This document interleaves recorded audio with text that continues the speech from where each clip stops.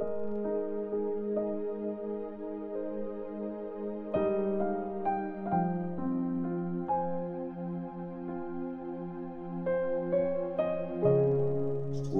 chapter 10.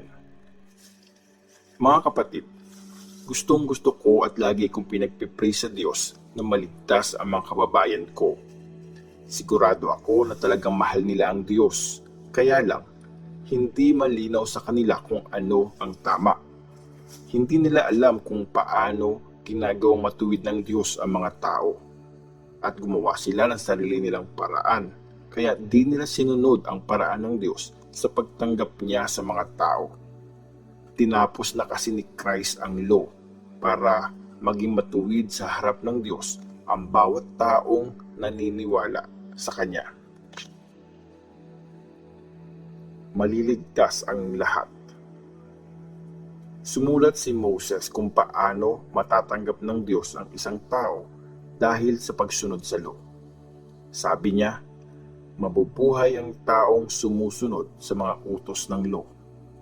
Pero ito ang sinasabi ng Scripture tungkol sa pagiging matuwid dahil sa faith. Huwag niyong itanong sa sarili niyo kung sinong pupunta sa langit, kasi parang pinapababa niyo si Christ. Huwag niyo ring itanong sinong pupunta sa mundo ng mga patay, kasi pag ganon, parang pinapabangon niyo si Christ galing sa kamatayan. Pero ganito ang sinasabi, nasa inyo ang mensahe ng Diyos, nasa labi at puso nyo. Yan ang mensahe ng faith na pinipreach namin. Kung sasabihin mong si Jesus ang Panginoon at maniwala kang binuhay siya ng Diyos mula sa kamatayan, maliligtas ka. Kasi tinanggap tayo ng Diyos dahil naniwala tayo at dahil sa pag-amin at pagsasabi natin, kaya tayo naligtas.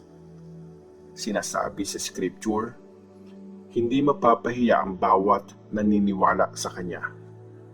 Kasama ang lahat dito, kasi walang pinag-iba ang Jews sa Gentiles. Iisa ang Diyos at Panginoon ng lahat. Mapagbigay siya sa lahat ng umaasa sa Kanya.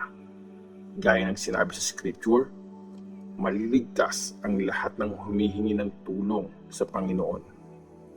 Kaya lang, paano sila hihingi ng tulong kung hindi sila naniniwala? Paano sila maniniwala kung hindi pa nila narinig ang mensahe? Paano nila maririnig ang mensahe kung walang nagpipreach? Paano maipipreach ang mensahe kung walang pinapadalang messengers?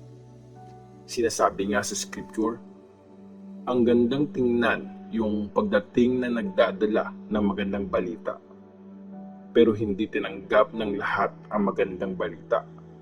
Sinabi ito ni Isaiah, Panginoon, sinong naniwala sa mensahe namin? Kaya nga, nagkakaroon ng faith ang tao pag naririnig niya ang mensahe, at naririnig ang mensahe pag pinipreach si Christ.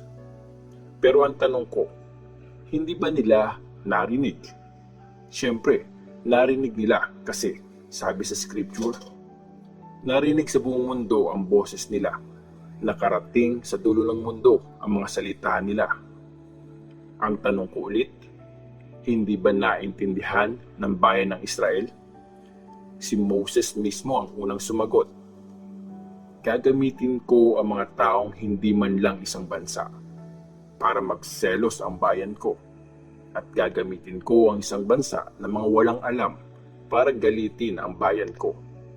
Pero mas matapang si Isaiah nung sinabi niya, nakita ako ng mga hindi naghahanap sa akin. Nagpakita ako sa mga hindi nagtatanong tungkol sa akin. Pero tungkol sa Israel, ito ang sinabi niya, buong araw kong inaabot ang kamay ko sa bayan kong ayaw sumunod at matigas ang ulo.